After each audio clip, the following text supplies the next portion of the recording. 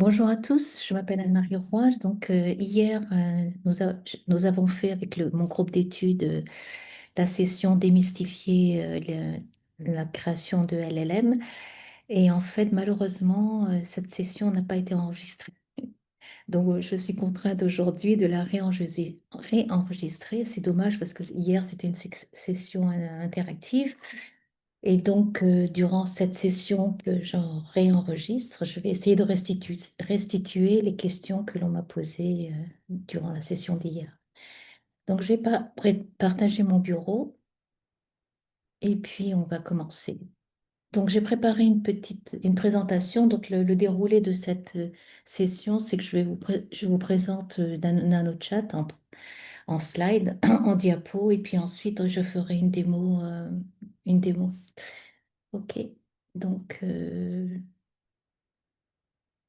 hop. Donc, euh, ce projet NanoChat, ça a été développé par Andrzej Karpathy et donc son but, c'était de construire un LLM de A à Z. Et aussi, surtout, l'objectif, c'était de démontrer qu'on pouvait construire un modèle performant avec de petites ressources de type ChatGPT avec un budget limité. Donc, pour vous, j'ai cassé ma tirelire. Et en fait, j'ai loué un serveur avec 8 GPU de type H100. J'ai fait ça sur NVIDIA. Et la durée de l'entraînement total, donc du pré-entraînement jusqu'à la partie fine-tuning, ça durait environ 3 heures, presque 4 heures. OK? Et donc, on va voir ce pipeline durant cette présentation et on verra le résultat en inférence en début. Le pipeline que j'ai fait, c'est le pipeline que Andrzej Karpathy vous propose.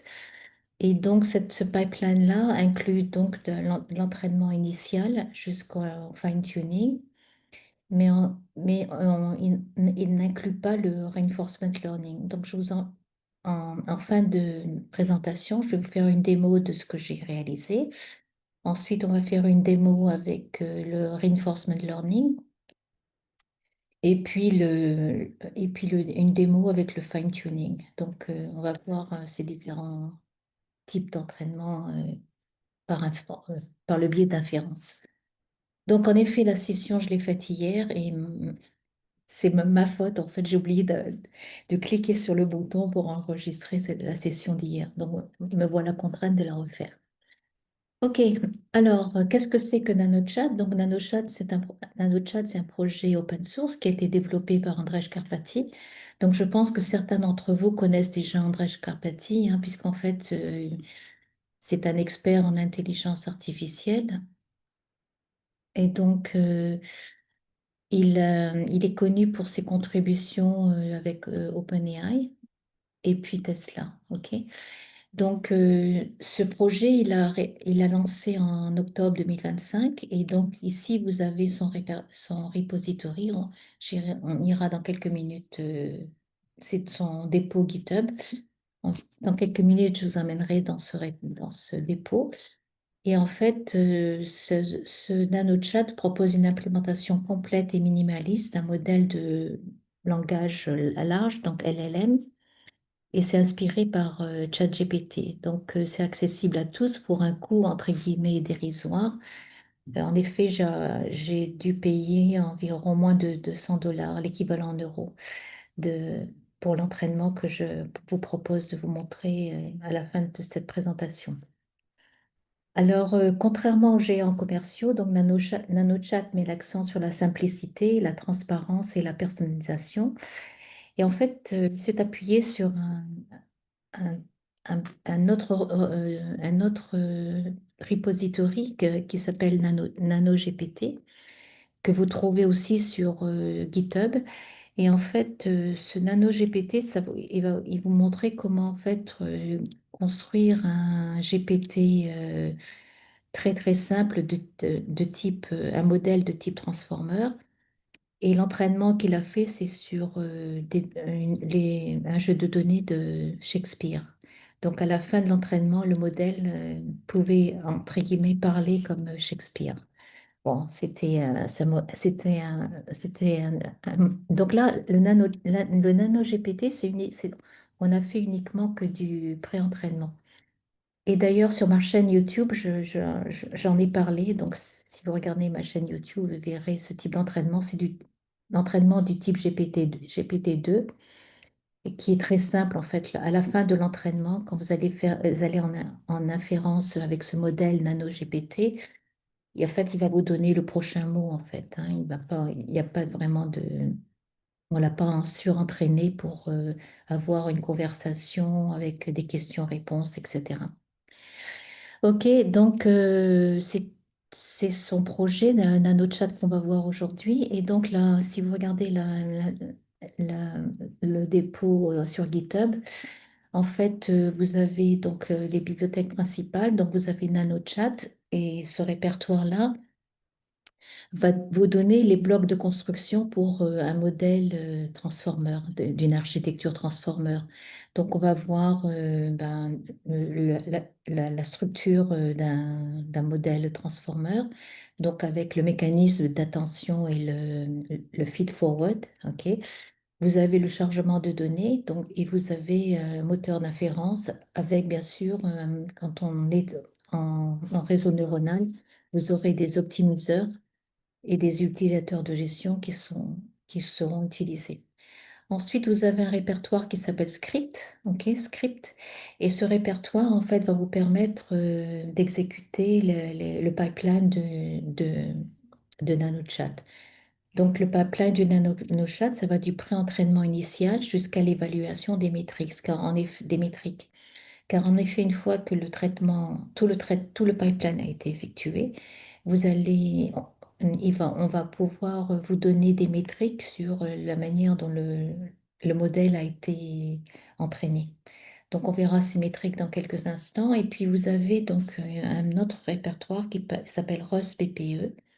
Et ce répertoire, en fait, c'est le tokenizer qui a été utilisé par NanoChat pour l'entraînement.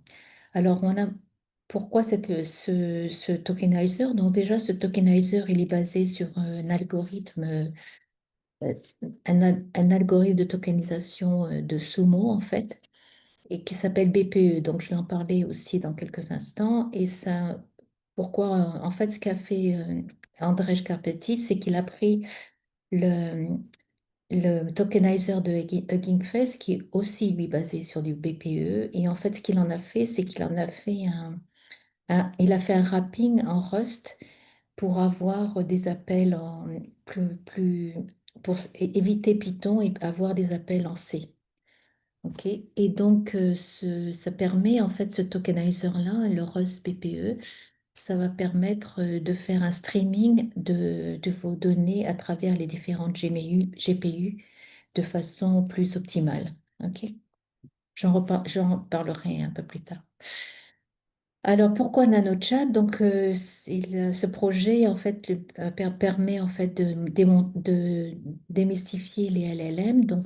Et donc, ce projet inclut tout un pipeline complet et transparent. Et donc, ça va du chargement de données, donc le data load, hein, les données, ensuite le tokenizer, ensuite l'entraînement et ensuite l'inférence avec du chat. Donc le code est minimaliste et hackable, donc il a pas pris des librairies supplémentaires, il a pris que du PyTorch brut de fonderie. Et donc ça permet en fait de comprendre déjà tout le code PyTorch. Et en fait, vous allez pouvoir le hacker et faire ce que vous voulez derrière. Donc, alors attendez, je vais revenir un petit peu en arrière, je vais vous montrer ce fameux dépôt, j'ai oublié de vous le montrer. Donc voilà, donc ici, je suis sur GitHub là. Et donc là, vous avez la référence de Carpathy et avec le NanoChat. Donc, comme je vous l'indiquais, vous avez un répertoire NanoChat dans lequel, en fait, on va avoir toute la configuration. Là, c'est le modèle. Là, c'est le moteur d'inférence. Là, c'est le data loader. OK? Donc, vous avez tout ce genre de... Et vous avez à la fin du traitement que va faire NanoChat, vous aurez un rapport que je vais vous montrer également en fin de session et qui va vous donner voilà, ce que le pipeline a effectué. Ok. Donc, ça, Là, on est sur NanoChat. Je vais revenir un petit peu en arrière et on va aller sur les scripts. Et donc là, dans les scripts, vous avez différents scripts. Donc, à chaque fois quand vous voyez base, ça signifie qu'en fait, c'est le pré-entraînement. OK? Donc, on verra les différentes étapes du pipeline, mais dans la partie, dans la première partie du pipeline, et c'est là où le modèle va consommer le plus de temps, environ 3 heures de temps. Donc, vous avez la partie base ici, ensuite vous avez la partie mid. Donc, on va faire une surcouche d'entraînement après la partie base. Et puis, vous avez ensuite l'évaluation, OK? Et ensuite, et donc, vous avez après un utilitaire chat-click qui va vous permettre d'aller en inférence en mode CLI. Sinon, vous avez une interface web qu'il a aussi faite qui s'appelle Chat Web API que je vais vous montrer et qui va vous montrer l'inférence en mode web. Et ici, vous avez encore une autre surcouche que l'on que l'on fait durant le pipeline standard. Donc, je rappelle, hein, durant le pipeline standard, vous avez la partie pré-entraînement. Après, vous avez deux fine-tuning. Un premier fine-tuning qu'il appelle le mid et un deuxième fine-tuning qui, lui, plus conséquent, c'est le fameux SFT. Supervised Fine-Tuning, je le vois plus. Voilà, c'est lui. Et donc, ce fine-tuning-là va en fait enrichir le modèle avec de la conversation et en fait, et notamment avec un petit peu de raisonnement au niveau mathématique et programmation avec Python. OK? Voilà, le fameux répertoire NanoChat. OK? Alors, voilà, donc la machine, je vous la montre, c'est celle-ci. Donc, j'ai utilisé NVIDIA. Et donc, voilà, donc j'ai deux conteneurs là. Donc, le premier conteneur, il a, euh, le premier conteneur m'a permis de faire l'entraînement complet du pipeline, du modèle. Et le deuxième conteneur, je l'ai repris pour refaire du fine-tuning. Alors, je n'ai pas pu reprendre le premier conteneur et je vais vous expliquer pourquoi. Donc, faites attention si jamais ça vous intéresse à entraîner NanoChat. Si vous allez sur GPU, vous faites une Create a New Instance. Donc là, ici, vous avez les instances que NVIDIA vous propose, en fait. En fait, ils font des affiliations avec d'autres cloud services. Et donc, vous voyez, quand j'ai sélectionné mon serveur avec 8 GPU de type H100, donc j'étais dans quelque chose de plus coûteux, hein. C'était dans 23 euros quelque chose, 23 euros quelque chose le coût de l'entraînement. Mais faites attention si jamais vous utilisez cette interface. En fait, vous voyez, vous avez ici No Stop and Start. Et donc, j'ai pris ce genre de serveur et j'ai pas fait attention à ce fameux petit truc là, no Stop and Start. Donc, du coup, j'ai pu faire mon entraînement sans problème. Ensuite, j'ai fermé mon instance et ensuite, je n'ai pas pu la réouvrir en fait. Donc, du coup, je voulais, je voulais continuer avec du fine-tuning par rapport à un autre jeu de données et j'ai dû créer une autre instance pour faire mais encore un fine-tuning additionnel. Donc faites attention à ça, c'est un peu pénible, mais bon, voilà, c'est ce qui m'est arrivé. Ok, donc si on regarde le pipeline en un coup d'œil, en fait, vous avez ces étapes-là. Donc là, comme je vous l'ai indiqué, là, donc vous voyez que pour faire uniquement la partie générique ce qu'on appelle le pré-entraînement, c'est ce qu'il appelle, Andrzej Karpathy appelle la base. Et en fait, ce pré-entraînement du modèle, ça a duré 3 heures. Ok. Ensuite, il y a un entraînement intermédiaire qui est appelé MID. qui est rapide, qui fait 8 minutes, et vous avez en fait un autre entraînement de fine-tuning qu'il appelle SFT. Et donc là, on est sur 7 minutes supplémentaires. Donc en tout, on a un entraînement qui dure 3h51. C'est en effet ce que j'ai constaté, un peu moins de 4 heures en fait. Ok. Donc, et quand on parle de pipeline, c'est tout ceci en fait. Ok. Donc vous avez les données qui vont être tokenisées. Donc, votre jeu de données qui va être tokenisé, qui va être passé en pré-training, donc c'est la base. Ensuite, on va faire un- un entraînement intermédiaire et ensuite un entraînement un peu plus complet SFT. Le RL que vous avez, ça fait partie, on pourrait, donc pour tout ce type d'entraînement, vous avez un script que, que Andrej a créé qui s'appelle speedrun.sh. Et ce script-là vous permet de faire tout ceci jusqu'au SFT. Et vous avez donc la possibilité de faire du RL. Donc RL, c'est une reinforcement learning. Donc cette entrée-là, RL, dans le script, elle est commentée. Et si vous voulez vraiment le lancer, ben vous enlevez les commentaires pour que le speedrun.sh fasse la totalité, y compris le RL. Et une fois que tout ceci est fait, donc sans le RL, hein, ça c'est sans le RL. Voilà, au bout de 4 heures, vous avez un modèle de données avec donc des poids qui en résultent. Et puis bien sûr le tokenizer associé. Et donc une fois que ceci est fait, moi ce que moi j'ai fait, c'est une fois que tout ceci était fait, j'ai téléchargé le poids et les tokenizers sur Hugging Face. Et donc, à partir de là, j'ai pu faire de l'inférence en partant de Hugging Face sans reprendre mon serveur de 8 GPU, euh, qui était utile pour l'entraînement, en fait.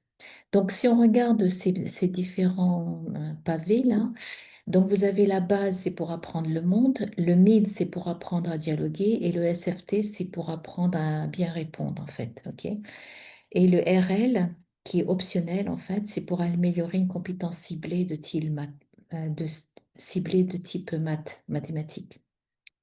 Et donc, l'inférence, c'est ben, une fois que votre modèle est entraîné, vous allez pouvoir discuter avec le modèle. OK?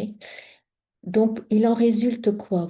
Il en résulte un modèle avec 561 millions de paramètres. Et donc, en fait, il devrait fonctionner sur pratiquement n'importe quel appareil. En effet, donc, ça nécessite environ 1 à 2 gigas de RAM pour fonctionner. Et en fait, vous pouvez même le faire tourner sur un Raspberry Pi, par exemple, qui est bon marché, ou même un iPhone. Alors, j'ai vu qu'il y avait des gens qui avait en fait fait tourner NanoChat sur un iPhone. Donc, j'ai pas regardé les applications installées sur l'iPhone, mais bon, c'est tout à fait possible. Et le modèle donc est configuré par défaut pour s'entraîner sur environ 24 gigaoctets euh, de données textuelles. Et donc, c'est pour ça qu'il s'appelle NanoChat, parce qu'en fait, les vrais modèles comme Gemini 3 qui vient de sortir, ou ChatGPT ou même Mistral, etc., ce sont sur des téraoctets de données. Hein. Le volume que l'on a ici. OK? Voilà, voilà. Donc, les jeux de données que l'on a utilisés, donc vous avez ces jeux de données-là. Donc, le pré-entraînement, ça a été fait sur ce jeu de données-là, FineWeb Edu. Ok, donc si je peux, donc je vais regarder, on va regarder ensemble un seul jeu de données. Ces jeux de données viennent de Hugging Face, enfin ils sont stockés dans Hugging Face. Donc voilà, je vais vous les montrer. Donc vous voyez, vous avez ce genre de choses. Donc là vraiment, on est en entraînement. Vous voyez, j'ai pas de questions-réponses. Là, c'est simplement des données que le modèle va apprendre à incurgiter et puis à comprendre en fait grâce aux embeddings. OK. Donc, je reviendrai là-dessus. Donc, je vous laisse la présentation quand je vais télécharger cette session YouTube. je vais, je vais vous laisser cette présentation, donc vous allez pouvoir la revoir à votre guise. Et donc, tous les liens là, je ne vais pas tous les faire, mais vous voyez, donc là, on a le premier jeu de données qui est, ce jeu de données, c'est 2 milliards de caractères et en fait, ça prend environ presque 3 heures pour l'entraînement. Ensuite, vous avez donc la partie intermédiaire, mid, qui va effectuer un entraînement intermédiaire, ce qu'on appelle mid-training, avec 508 000 exemples de données. Donc, on vous donne les jeux de données, là. Toujours pareil, ils sont stockés sur Hugging Face. Et enfin, vous avez le SFT, donc c'est l'affinage supervisé. Et donc là, c'est sur 21 400 exemples et qui sont issus de ces jeux de données-là. OK? Alors, durant cette session, on va parler de l'entraînement et donc on va parler pas mal d'acronymes. Et j'ai synthétisé tous ces acronymes sur cette slide, en fait, parce que c'est au niveau, ce sont des acronymes techniques qu'il est important de connaître quand vous allez faire votre entraînement. Donc, le premier acronyme, c'est DDP. Et en fait, c'est par rapport à votre architecture. Donc là, rappelez-vous, j'ai fait un entraînement sur 8 GPU de type H500 de NVIDIA. Et donc, en fait, eh ben, le modèle tel qu'il a été construit, il va pouvoir travailler avec PyTorch DDP. Donc, qu'est-ce que c'est que PyTorch DDP? C'est pour indiquer à PyTorch il peut travailler sur plusieurs GPU. OK? Donc, DDP, c'est un module qui s'appelle Parallel Distributed Data Parallel et ça permet d'entraîner un modèle de manière efficace sur plusieurs GPU ou plusieurs machines. Chaque GPU exécute une copie complète du modèle, mais sur un sous-ensemble différent de données. Donc, chaque GPU va traiter un sous-ensemble de données pour l'entraînement. Alors ensuite, vous avez donc, c'est une architecture transformer, donc on va regarder l'architecture dans quelques diapos. Et donc, cette architecture transformer, en fait, elle a... Donc, l'architecture transformer, pour simplifier, elle a deux niveaux. Vous avez un niveau que l'on appelle le mécanisme d'attention, et puis un autre niveau qui est le feed-forward, donc toute la partie neuronale du traitement. Et donc, du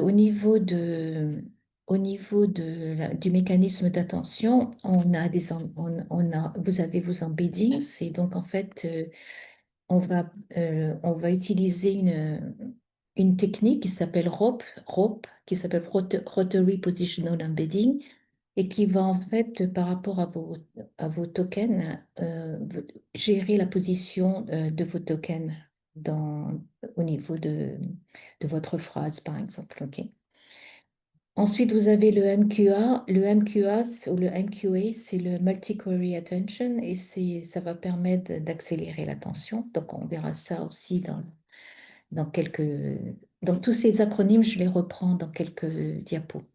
Vous avez la normalisation, donc pour rendre le modèle stable, pour pas qu'il aille dans le décor en termes de calcul de gradient, etc. On va faire de la normalisation. Donc, on utilise cette procédure RMS norm qui va permettre de stabiliser le modèle. Ensuite, le modèle que l'on va voir, il a 20 couches. Et donc, à chaque fin de chaque couche, il y a une normalisation et puis une fonction d'activation. Et cette fonction d'activation, en fait, elle s'appelle relu. Et là, l'optimisation qui a été faite pour ce modèle, c'est il utilise relu au carré. OK? On verra la différence entre relu et relu au carré. Et puis là, on a un mécanisme de cache.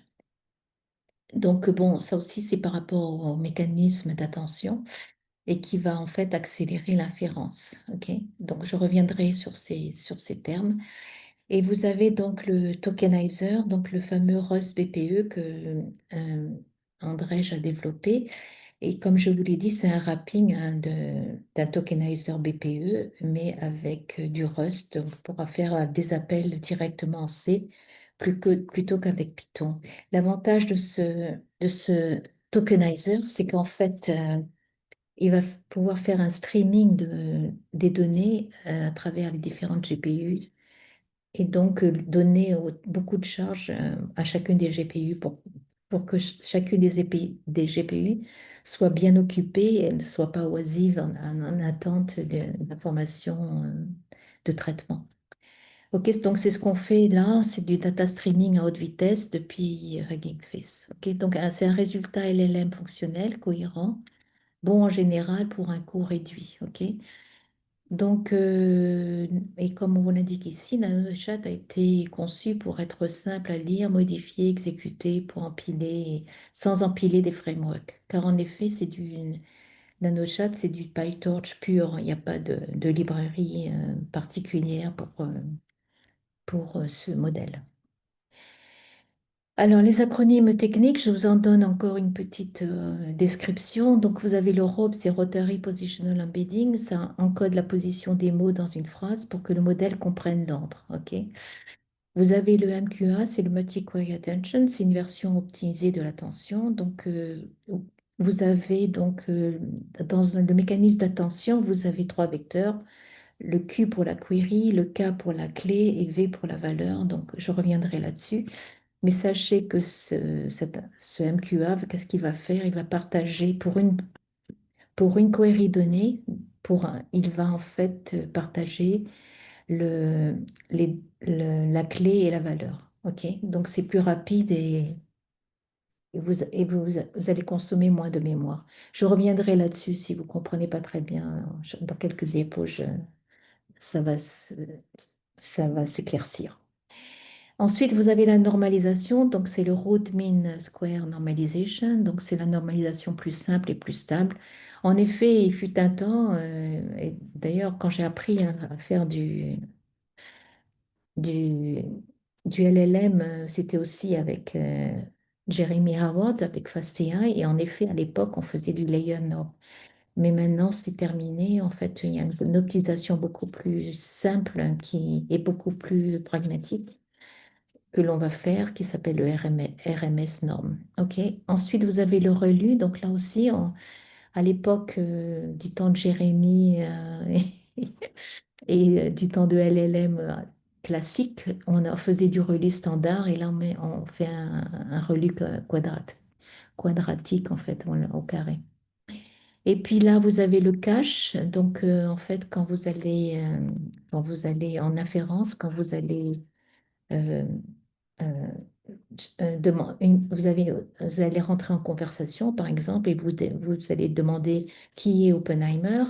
Donc, qui est Oppenheimer, ça va être tokenisé, hein, parce que voilà.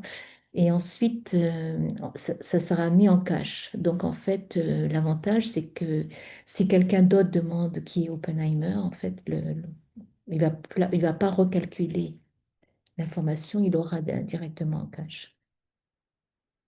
Donc ça, c'est des astuces de traitement en inférence notamment. Alors, voilà les métriques. Donc, vous avez ces métriques-là qui sont exécutées à la fin de l'entraînement. Ok. Donc, vous avez donc le corps, c'est là, je vous l'indique. Chaque métrique mesure une capacité différente. Donc, le corps, c'est pour la base linguistique. Donc, c'est le fameux premier jeu de données, là, le EDU, là. Ensuite, vous avez le ARC et le MLU pour le raisonnement, ok? Donc, pour le raisonnement. Ensuite, général donc, ceux-là sont faits utiliser pour le raisonnement général. Le GMS 8K, c'est pour les maths, donc c'est les maths de niveau primaire, hein. Et puis, vous avez ensuite le check core, il va pouvoir comprendre une conversation, en fait. Il aura été entraîné sur des questions-réponses par rapport pour que le modèle comprenne ce que c'est qu'une des questions-réponses en fait. Et on s'attend à ce qu'elle progresse à des étapes différentes du pipeline. Et en effet, elle progresse. Par exemple, si je fais un focus sur le GMS 8K, euh, donc là, on était à 0,025. Ensuite, on est en mid-training, on passe à 0,046. Et vous voyez que si vous faites, après le fine-tuning, vous faites du reinforcement learning, ça monte encore un petit peu de 0,076. OK. Alors, je vous montre les métriques de nouveau et pour vous donner encore qu'est-ce que ça mesure. Donc, le corps, c'est la compréhension générale du langage. Donc, c'est le fameux next token. Donc, quand vous faites un pre-training, le modèle ne comprend pas ce que c'est qu'une conversation. Il va vous donner le prochain mot, en fait. Si vous dites It is hot, donc, si l'entraînement a été fait en anglais, It is hot. Le prochain mot qui va probablement survenir, c'est day. It is a hot day, par exemple. OK? Vous avez le choix entre hot day ou hot dog, mais probablement que ce sera le hot day qui va venir en premier. OK? Donc, vous avez les objectifs. Plus la mesure est basse, mieux c'est. OK? Après, vous avez le ARC-ESI, donc c'est le raisonnement et questions simples, donc des QCM de sciences. Après, vous avez tous les mathématiques, raisonnement mathématique, donc c'est des problèmes textuels. C'est si, par exemple, Jeanne a 3 pommes et qu'elle achète 2 pommes en plus, combien Jeanne a de pommes au total? Donc, normalement, il doit vous donner 5 pommes. Donc, voilà. Et puis après, vous avez le MMLU, donc c'est les connaissances académiques multidomaines, ok? Donc, sur les planètes ou ce genre de choses. Et puis après, vous avez le chat core, donc c'est la qualité conversationnelle. Donc là, donc là, le modèle aura été entraîné sur des questions-réponses et donc il saura identifier il est dans une question et une réponse. OK? Alors, ce que le modèle sait faire après l'entraînement, c'est de répondre à des questions simples, tenir une conversation, appliquer ce qu'il a vu dans les données, raisonner un peu avec un outil Python. Donc, en effet, quand vous allez faire des calculs, par exemple, vous demandez de calculer combien fait 2 plus 2, il va normalement donner 4. OK. Mais il aura un raisonnement limité, hein. Donc, ce n'est pas un ChatGPT, ce n'est pas Mistral et donc, il aura un raisonnement limité et donc les mathématiques et logiques sont encore fragiles, hein, donc, parce que l'entraînement, pourquoi c'est fragile? Parce que les entraînements ne sont pas très poussés en fait. Parce que plus vous entraînez, plus ça coûte en entraînement. OK? Voilà, donc pour la démo que je vais vous faire, ce que je vais vous montrer, c'est l'architecture transformer pour NanoChat. On va voir les étapes d'entraînement, donc en mode accéléré, donc la base, le mid et le SFT. On va faire un lancement d'inférence et puis une fois que l'inférence est lancée, donc je vais utiliser un programme que André a livré qui s'appelle WebChat. Et donc, je vais pouvoir dialoguer en web avec le modèle. Donc, par exemple, vous allez pouvoir lui dire Hello NanoChat, il va vous répondre. Et puis ensuite, vous allez pouvoir poser des questions simples. Vous allez pouvoir faire un mini raisonnement. Donc, je ferai une démo là-dessus. Et le but, en fait, de cette démo, c'est de voir le pipeline en vrai et pas juste la théorie. Donc, on va voir comment tout ceci est construit. Pourquoi c'est intéressant pour nous? Ben, c'est à valeur éducative, hein. Donc, on comprend comment un LLM apprend. On peut modifier, forquer, expérimenter le fameux NanoChat. Donc, vous avez la référence GitHub ici, et c'est un outil idéal pour les étudiants, pour les chercheurs, pour ceux qui ont envie de tout casser et tout refaire, les makers. Et puis ça marche sans magie noire en fait, hein. Derrière, c'est du PyTorch pur et dur. Alors, quelques prochaines étapes qu'on peut faire, hein, une fois que tout l'entraînement est fait, et je les ai fait pour vous. Donc, changer les données. Donc, j'ai fait un fine-tuning additionnel avec le jeu de données Alpaca. Ensuite, changer le tokenizer. Donc, on peut passer sur du tick token, par exemple, au lieu de passer par Rust BPE, quoique je vous recommande d'utiliser Rust BPE parce que c'est très optimal par rapport à l'entraînement en fait. Vous allez pouvoir augmenter la profondeur. Donc là, je suis restée, pour mon fine-tuning, je suis restée sur la même profondeur initiale de NanoChat, qui est de 20 couches. Mais en fait, Andrzej Karpathy a refait un entraînement avec 32 couches et je crois même 34 couches. Donc on verra ça dans Hugging Face. Vous avez les poids et les tokenizers qui ont été téléchargés par Andrzej Karpathy.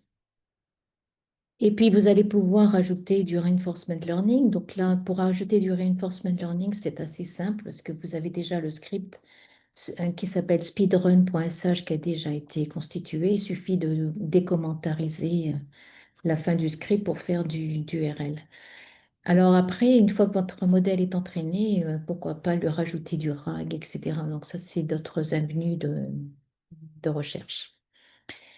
Ok, donc la vue d'ensemble, on va voir ensemble la vue d'ensemble de NanoChat. Donc on va voir le modèle. Donc pour le modèle, vous avez ces fichiers-là. Donc vous avez le nanochat gpt.y, le nanochat engine.y et le tokenizer.y. Donc ça c'est le modèle. Là c'est pour le moteur d'inférence et là c'est le tokenizer. Ok. Ensuite, on va voir la tokenisation. Donc, on va voir qu'en effet, on va voir que on a un tokenizer spécial que Andrej a développé pour la partie entraînement. Donc, cet entraînement, ce tokenizer se situe dans le répertoire Rust BPE et qui est implémenté sur mesure pour charger en streaming toutes vos données à tokeniser et à charger en GPU. OK.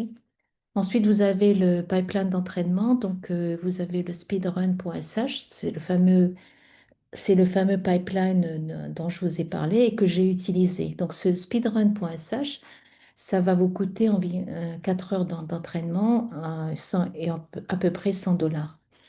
Vous avez un autre run que Andrej a développé aussi qui s'appelle run1000.sh. Et les 1000, c'est 1000 dollars. Donc là, c'est presque un jour et demi d'entraînement. Et donc, bien sûr, et une profondeur de modèle un peu plus conséquente. Je crois que c'est à 32 ou 34 couches, alors qu'ici, on est à 20 couches au niveau de votre réseau neuronal. Et donc, bon, ces entraînements-là font la même chose. Hein. C'est toujours pareil, la tokenisation, le chargement des données, la tokenisation, le pré-entraînement, le fine-tuning, et l'évaluation, et puis l'inférence se fait à travers une interface web. Ensuite, vous avez une partie évaluation, donc c'est dans le répertoire task. Et dans ce répertoire task, vous avez toutes les évaluations, donc les fameux métriques dont je vous ai montré. Donc en fait, il va vous donner un compte-rendu des métriques associées à votre entraînement. Et puis donc vous avez l'interface web. Donc l'interface web s'appelle ChatWeb PY. Vous avez aussi une autre mini-interface que je n'ai pas utilisée, UI.html, euh, qui va vous permettre, je pense, peut-être dans Google Colab, d'avoir une interface web, voilà, HTML. Et puis, donc, l'angle budget, donc le but c'est de NanoChat, c'était de démontrer qu'on peut faire un LLM de style ChatGPT, mais mais avec un coût beaucoup plus bas. Et le but, c'est pour démocratiser l'entraînement des LLM. Ça, c'est le but de Andrzej Karpathy. Alors, regardons l'architecture. Donc, c'est une architecture que l'on appelle de type transformer. Et donc, il y a l'année dernière, j'ai déjà fait une session sur l'architecture transformer. Donc, si vous regardez ma chaîne YouTube, vous verrez cette présentation que j'ai faite et démo. Et là, je vais aller un peu plus vite, mais en me focalisant sur donc dans une architecture transformer, vous avez deux niveaux. Vous avez l'encodeur ici et vous avez le décodeur ici. Et donc, c'est un papier de recherche qu'a fait Google. Je crois que c'est l'équipe DeepMind ou DeepBrain, je ne sais plus. Et donc, c'était en 2007 qu'ils ont publié ce papier de recherche. Et le but, c'était en fait, dans un réseau neuronal, vous avez donc ce qu'on appelle le feed-forward, de mettre en fait une couche d'attention le, pour que on apprenne sur vos tokens. OK? Et vos tokens et la position de ces tokens dans une phrase, en fait. Donc, ici, dans cette architecture transformer avec l'encodeur et le décodeur, le papier de recherche, c'était sur la traduction. Donc, par exemple, ici, si vous avez la phrase The cat sat on a mat, donc en anglais, donc ça va la, la couche d'attention là va comprendre la position de vos tokens dans cette phrase. Ça va être donné donc là on est dans l'encodeur et ça va être donné au décodeur. Et le décodeur, si c'est du français qu'on va prendre en sortie, vous aurez le chat qui s'est assis sur un tapis, sur le tapis. Alors, là, tous les LLM, donc les derniers, hein, donc que ça soit ChatGPT, Mistral, Llama, etc., on est sur la partie décodeur. Ok. Donc, on est sur cette partie-là, en fait. Donc, j'ai reprise ici. Et en fait, je l'ai reprise par rapport à notre fameux NanoChat. Donc, en fait, NanoChat, c'est une architecture Llama avec, on appelle ça une architecture transformer parce que vous avez essentiellement dans l'architecture deux couches. Vous avez une couche d'attention, bon, hormis les embeddings, hein. Vous avez une couche d'attention ici, puis après, vous avez une couche feed-forward. Après, vous avez une couche linéaire et puis le résultat en sortie. OK? Et donc, la couche NanoChat, là, donc tout ce bloc que vous voyez là, c'est pour indiquer combien de couches vous allez mettre dans votre réseau neuronal. Donc, c'est du deep learning en fait, hein, puisqu'on a plusieurs couches. Et donc là, on est avec NanoChat, vous êtes sur 20 couches. OK? Et là, ensuite, Andrzej Karpathy a repris son développement et puis en fait, il a, dans ses paramètres dans ces paramètres de construction du GPT, vous allez pouvoir dire combien de couches vous voulez. Donc là, après, il est de 20 couches, on peut passer à 32 couches, 38 couches, 42 couches. Voilà.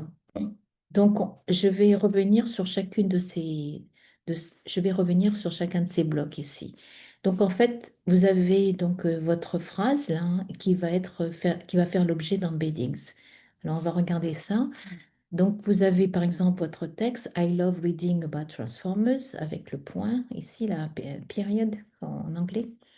Et donc, bah, chaque mot devient un embeddings. OK? Donc, en fait, un embedding, c'est une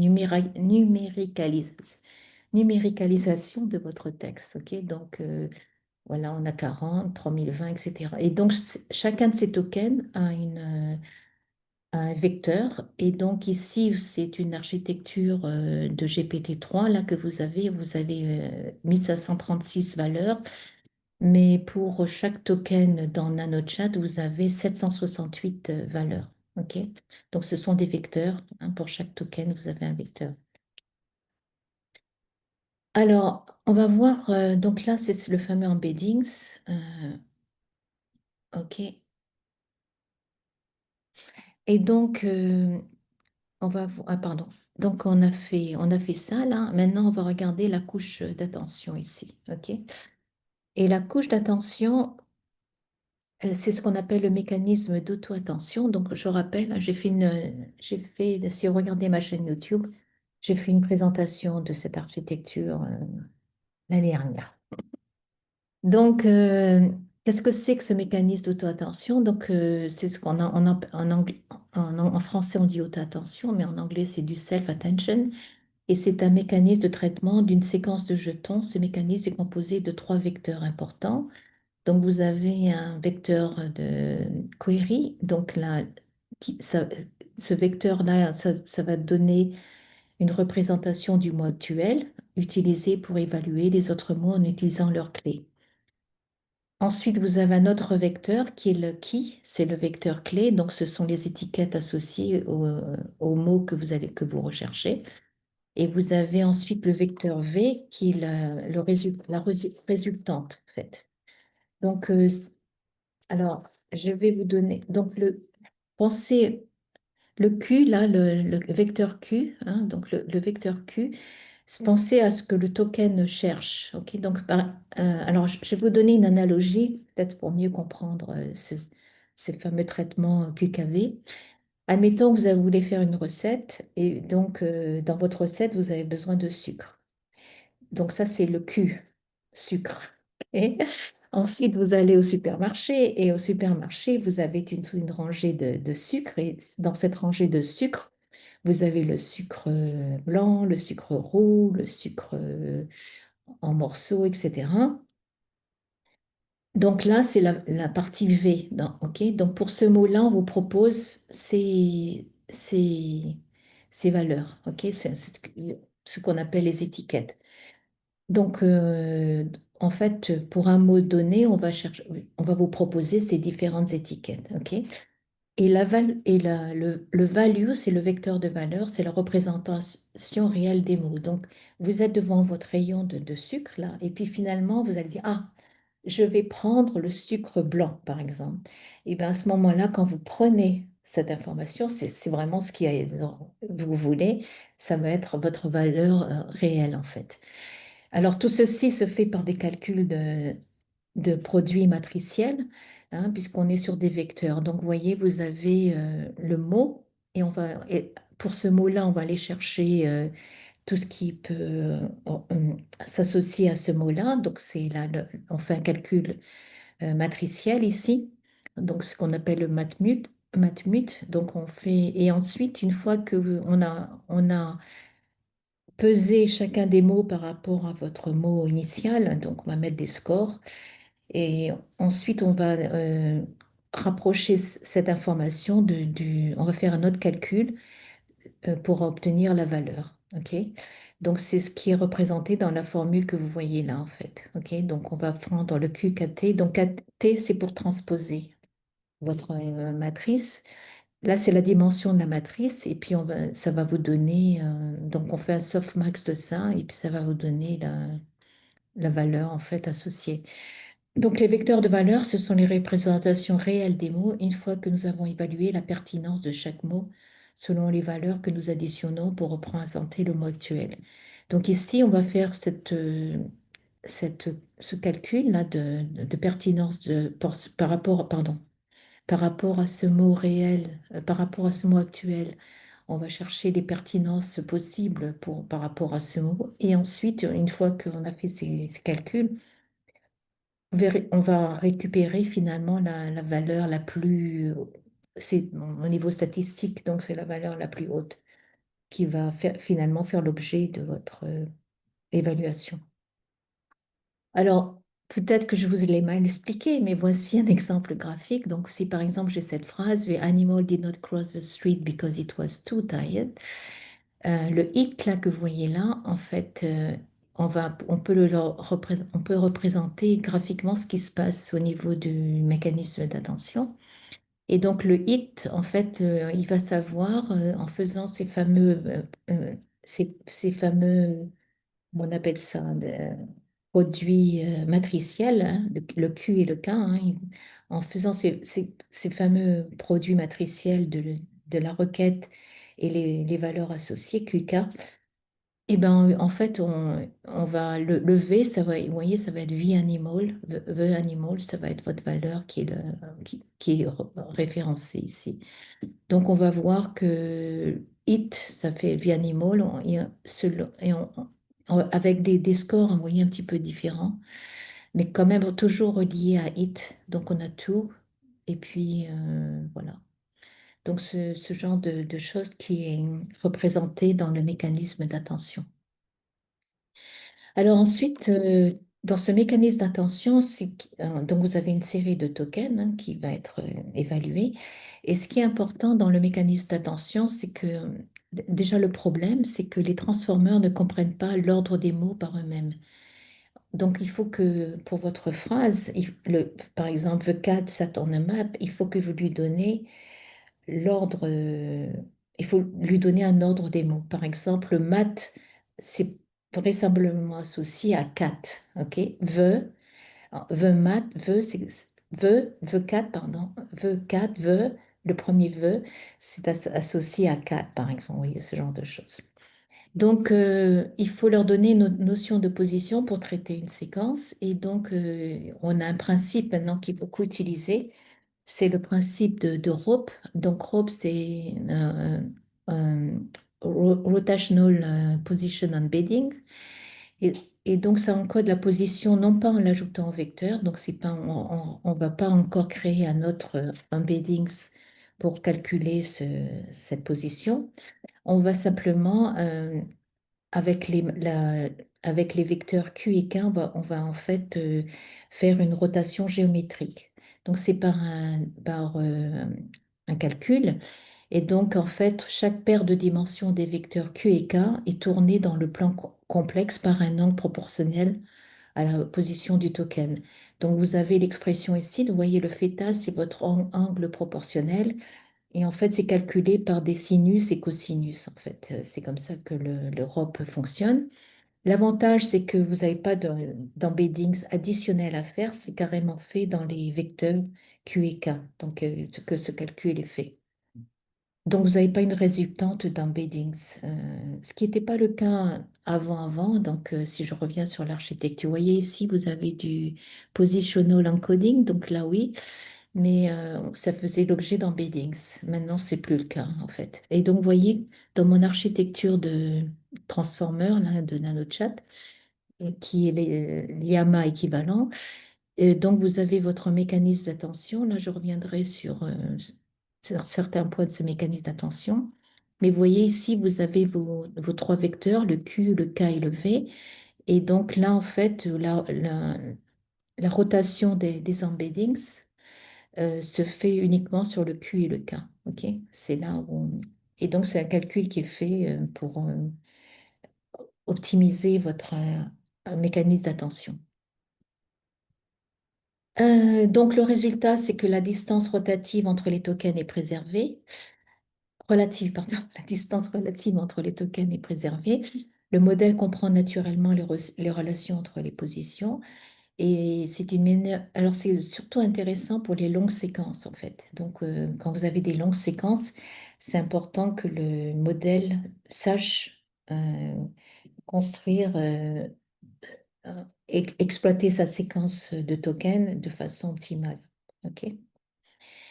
Alors, donc, on est toujours dans le mécanisme d'intention. Avec ce mécanisme d'intention, vous avez ce qu'on appelle le multi-head attention. Et donc, c'est encore alors ici, on parle de multi-query attention, donc c'est encore un facteur d'optimisation que l'on fait sur le mécanisme d'attention. Et qu'est-ce qu'on va faire? En fait, on va faire donc là, par défaut, c'est bon, je reviendrai sur le multi-head attention. Donc en fait, qu'est-ce que ça signifie? C'est que chaque tête a sa propre query. Donc vous avez vos queries, là, rappelez-vous, c'est le Q. Et pour un mot, par exemple, si je prends The Cat Sat on a Map, je vais avoir donc le, les, pour chaque query, je vais avoir plusieurs têtes. Donc, je vais avoir une tête d'attention 1, une tête d'attention 2, une tête d'attention 3, une tête d'attention 4. Donc, j'ai par exemple quatre têtes d'attention ici. Et ces têtes d'attention, elles vont exploiter différentes keys et values, différentes clés et valeurs. Alors que c'est comme si en fait pour votre mécanisme de tension, vous allez lui chausser différentes lunettes pour voir différents, pour un mot donné, un token donné, vous allez pouvoir lui donner différentes informations. Alors un exemple, si par exemple vous dites The cat sat on a map, donc par exemple pour la tête numéro un, vous allez voir la relation entre cat et sat, ok? Donc ça va être une relation sujet-verbe, ok? La deuxième en tête, ça va être sat on, et donc ça va être encore une autre relation. Là, ça peut être une relation verbale. Ensuite, vous avez on mat, et là, c'est une relation spatiale pour le troisième, etc. Donc, vous voyez, pour un mot donné, on va étudier les relations les relations verbales, spatiales, etc., que ce mot a dans une séquence. OK. Et donc, l'avantage de cette multi-query attention, c'est qu'on va générer plusieurs têtes pour le mot. OK, et on va on va partager les clés et les valeurs. OK, donc au lieu d'avoir trois vecteurs bien séparés, le K, le Q et le V, on va dire, OK, on a un vecteur unique qui est le query, mais par contre, les vecteurs K et V vont être partagés par rapport à l'analyse que le mécanisme d'attention va faire. Donc, pensez à chausser différentes lunettes pour, différentes paires de lunettes pour regarder la séquence de façon différente. C'est le MQA. Alors, l'objectif, c'est d'accélérer l'inférence des modèles de langage. Donc, en effet, puisque là, on a maintenant des informations partagées, je vais pouvoir aller plus vite en accès à le mécanisme d'attention. Ça va réduire la mémoire utilisée pendant la génération de texte. OK? Donc, c'est utilisé en inférence et en génération et en training, en fait, en entraînement. Donc, l'avantage, c'est que la mémoire divisée par le nombre de têtes, hein, donc c'est ce que vous voyez ici, et le décodage est plus rapide, donc vous avez moins de cache, en fait, parce que sinon, si vous aviez des vecteurs vraiment séparés, le Q, le K et le V, chacun de la mémoire, et ça peut être un goulot d'étranglement en production, par exemple, si vous êtes en inférence parce que la mémoire va être super sollicitée pour à chaque fois recalculer l'ensemble. Parce que là, on le calcule une fois et on le partage en fait. OK?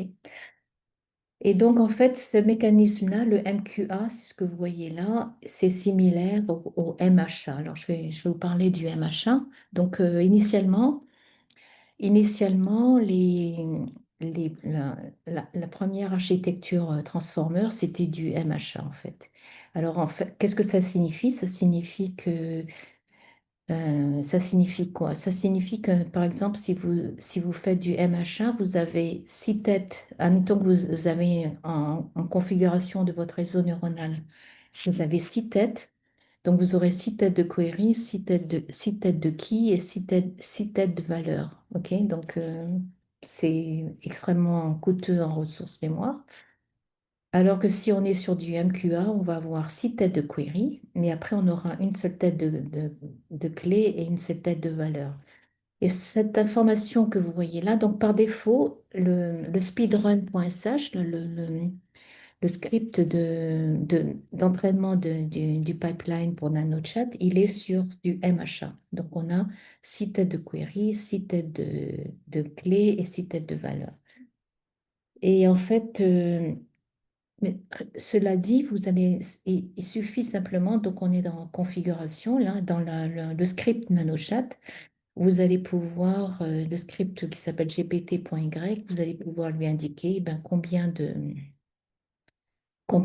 de têtes vous voulez pour vos requêtes. Donc là, vous voyez, par défaut, j'ai 6 et le KV head, donc le key, le value head, j'en ai 6.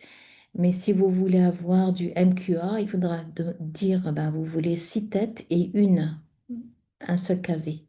Donc c'est ce que je vous indique ici. Vous aurez 6 têtes de query, une seule tête de key et une seule tête de valeur. OK? Alors ici, je vous ai fait un petit tableau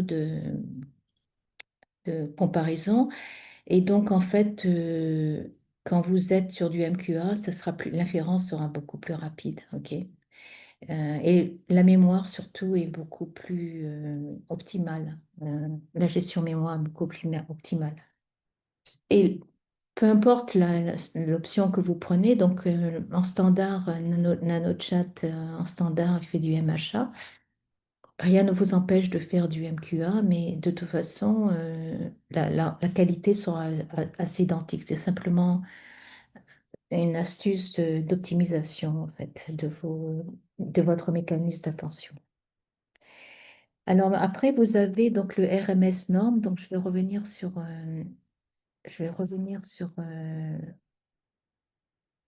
donc, vous voyez ici, là, vous avez ce mécanisme-là qui est utilisé dans l'architecture. Donc, une fois que vous avez chargé vos embeddings, on va faire une première normalisation ici. Et à la sortie de votre mécanisme d'attention, on va faire encore une autre normalisation pour ensuite donner vos embeddings, vos tokens, en fait, à traiter par le réseau neuronal. Donc, je reviens sur cette information.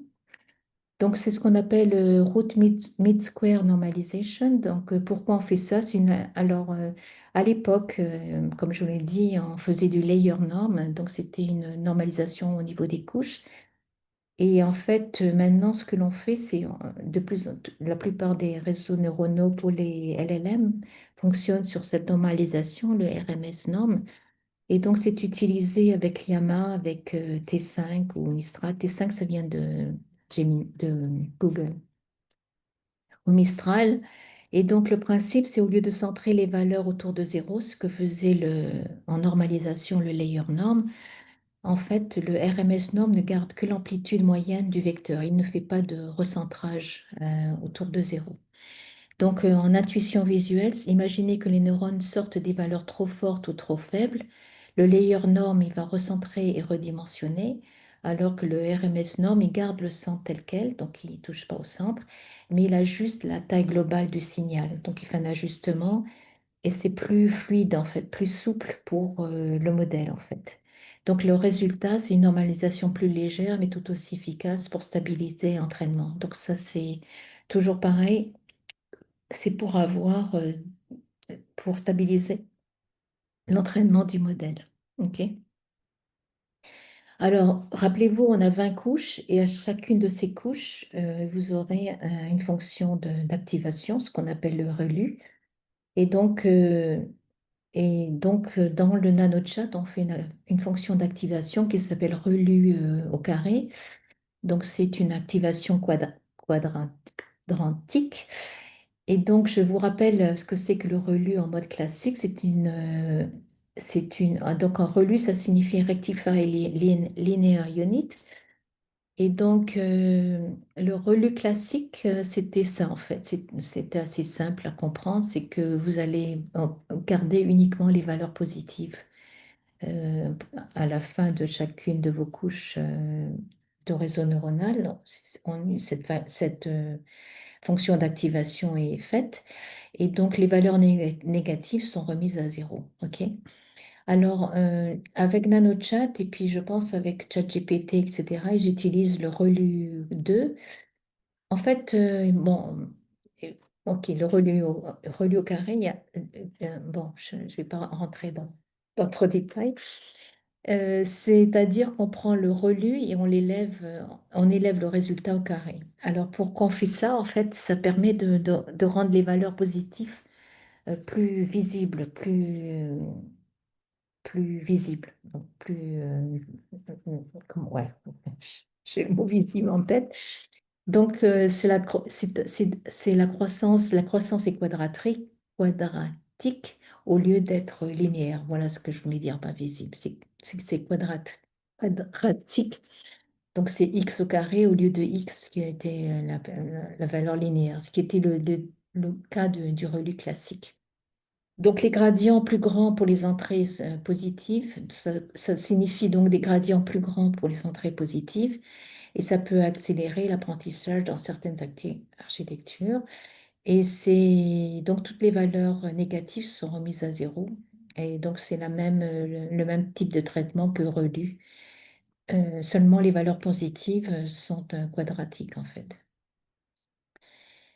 Et voilà, voilà voilà les différentes parties d'optimisation. Donc maintenant, on va voir le modèle. Donc le modèle, c'est le GPT.Y. C'est le modèle qui va être utilisé pour NanoChat et qui va être construit. Donc quand on va le construire, on va lui donner une configuration.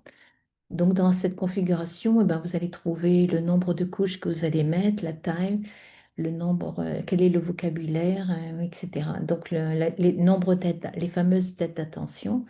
Vous allez indiquer ce genre d'informations. Ensuite, vous allez donc avoir le mécanisme d'attention avec le MQA ou le GQA. Donc, bon, je ne vais pas revenir sur le GQA, c'est éventuellement pour grouper plusieurs têtes d'attention.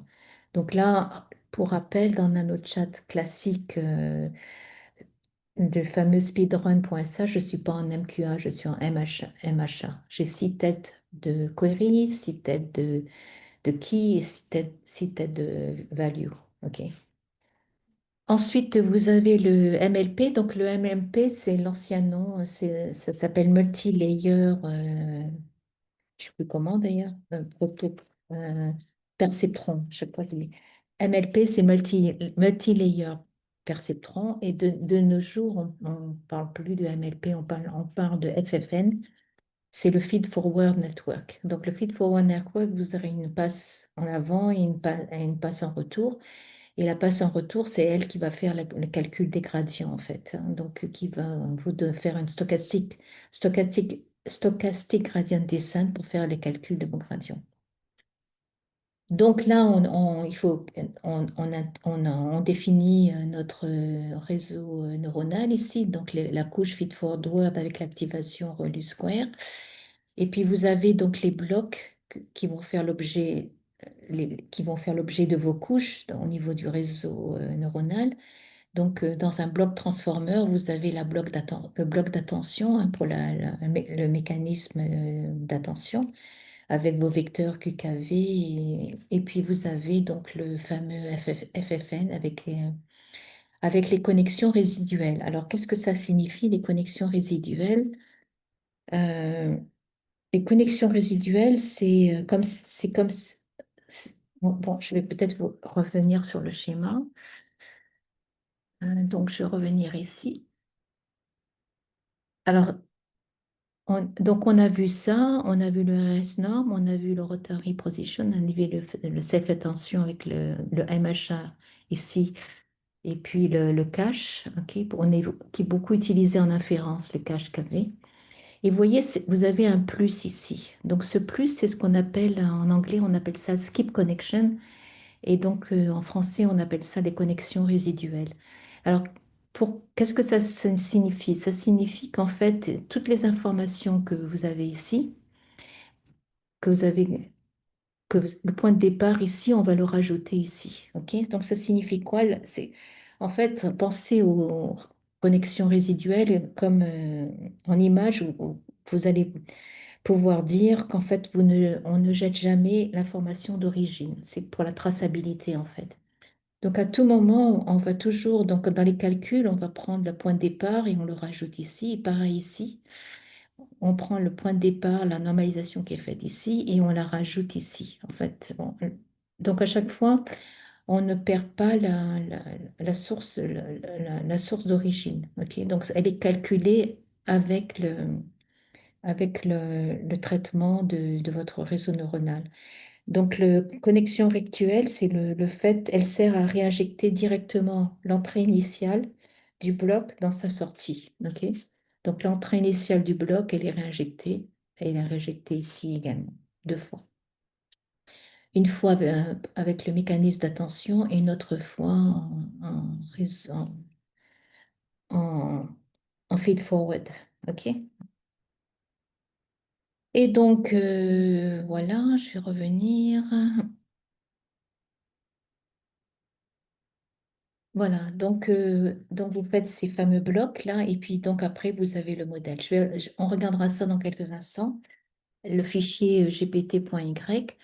Et puis, vous avez donc les fameuses optimisations dont je vous ai parlé. Donc, dans ce fichier gpt.y, on va reparler des ROP, du RMS norm, du QK norm, la normalisation des queries et des keys. Et puis le KV cache des clés et valeurs pour accélérer l'inférence, etc. Et puis donc là, on a le support MHA, MQA et GQA. Donc c'est possible de changer votre modèle pour avoir du MQA, par exemple. Et puis alors, quand vous arrivez à... alors, je reviens sur le schéma. Ici, là, quand vous arrivez ici, au niveau des probabilités, on va récupérer des logits. Alors, oups. Bon, est-ce que je suis... Ok, on va récupérer des logits. Et les logits, on va mettre un cap, un seuil en fait. Et donc, on va dire, le seuil, je crois qu'il a été déterminé à 15. Donc, on va s'assurer qu'on ne va pas au-delà. On fait un cap au niveau de vos logits. On fait un plafonnement des logits. Donc, avec TAN, donc c'est une instruction mathématique pour toujours pareil pour stabiliser le résultat. Et on n'a pas de biais dans les couches linéaires. Donc, en effet, il n'y a pas de biais parce qu'on fait des normalisations qui ne nécessitent pas même dorénavant de faire des biais. Avant, quand vous faisiez du layer norm, c'était important d'avoir des biais, mais maintenant, c'est plus la peine. Alors, le modèle, sa fonctionnalité, c'est un entraînement distribué, car en effet, ben, il faudra construire le modèle pour qu'il travaille avec plusieurs GPU. Donc, c'est le fameux DDP, là. Et donc, vous avez au niveau des fonctionnalités de votre GPT, vous avez deux, deux optimiseurs, pardon, deux optimiseurs. Vous avez un optimiseur qui s'appelle Muon, je reviendrai dessus, qui va donc lui travailler sur toutes les matrices du mécanisme d'attention. Et vous avez donc le Adam W qui est assez classique, hein. Moi, les premières fois que j'ai fait des réseaux neuronaux, on utilisait Adam W. Donc là, cette fois-ci, on a deux optimiseurs, un qui est très optimal pour tout ce qui est mécanisme d'attention, et un autre qui est utilisé pour les embeddings, c'est pour le LLM Head. Donc le LLM Head, si vous regardez le schéma, quand on parle de LLM Head, c'est vers la fin ici. OK. Euh, ok, je reviens ici. Voilà. Donc, et donc la philosophie, donc c'est une génération. Alors après, vous avez une méthode Generate, et cette méthode Generate, elle est utilisée dans les, elle est utilisée pour l'inférence en fait. Ok. Et donc la philosophie, c'est simplicité, lisibilité avant tout, un code qu'on peut lire, comprendre et modifier rapidement. Alors je vais vous montrer ça. Je ne vais pas vous détailler tout le code, hein, mais on va regarder. On va regarder ça. Donc, dans NanoChat, vous avez le GPT.Y. C'est le fameux modèle. OK. Et donc, vous voyez tout de suite, on arrive sur des configurations. OK. Donc, vous avez la longueur de séquence, ça va être 1024. La taille du vocabulaire, donc 50 304.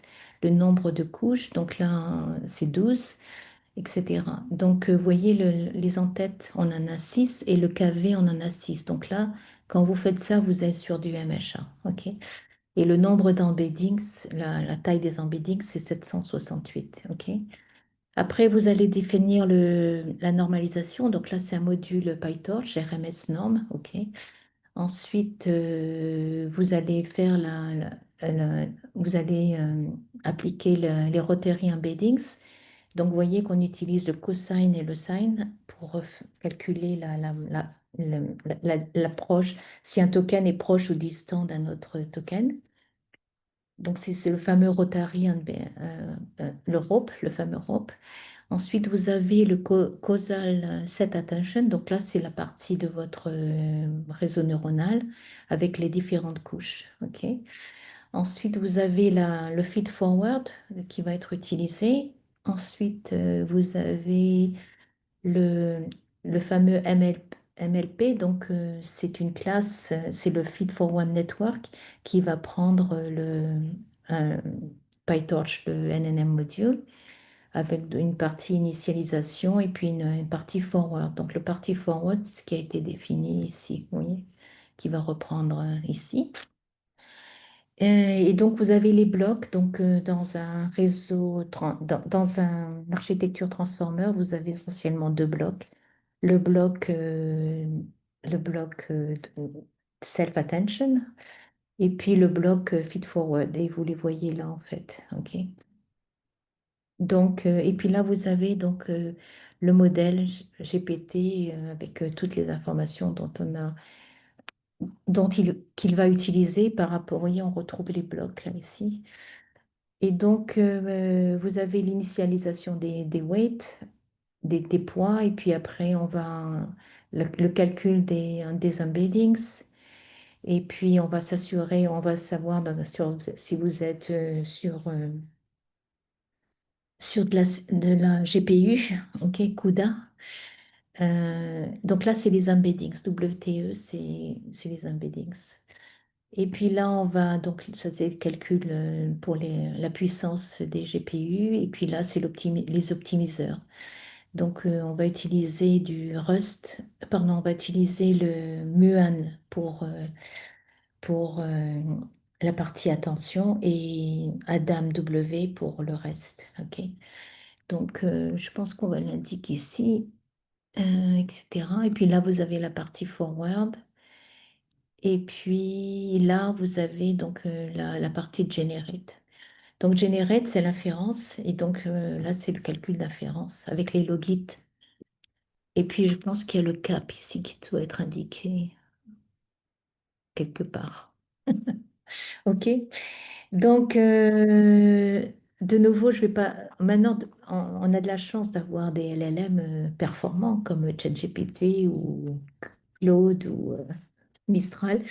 Si vous ne comprenez pas un bout de code, vous pouvez prendre ce bout de code et lui demander de vous l'expliquer. Et il se fera un plaisir de vous l'expliquer. Je ne vais pas passer trop de temps là-dessus. Ok, donc voilà le modèle GPT-Y. Maintenant, on va passer donc dans ce modèle GPT-Y, vous avez les optimiseurs.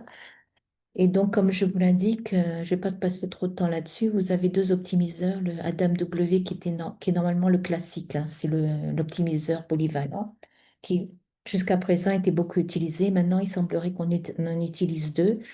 Un que l'on appelle Muom, ok, et qui est spécialisé pour les matrices, donc pour les poids d'attention, les QKV, les projections, les couches FFN et toutes les transformations linéaires dans le bloc transformer. Oui. Alors que Adam W, c'est les embeddings, donc la table de conversion des tokens en vecteurs et la tête Mhead, la couche finale qui prédit le prochain token. Donc c'est ce que je vous ai montré dans l'architecture.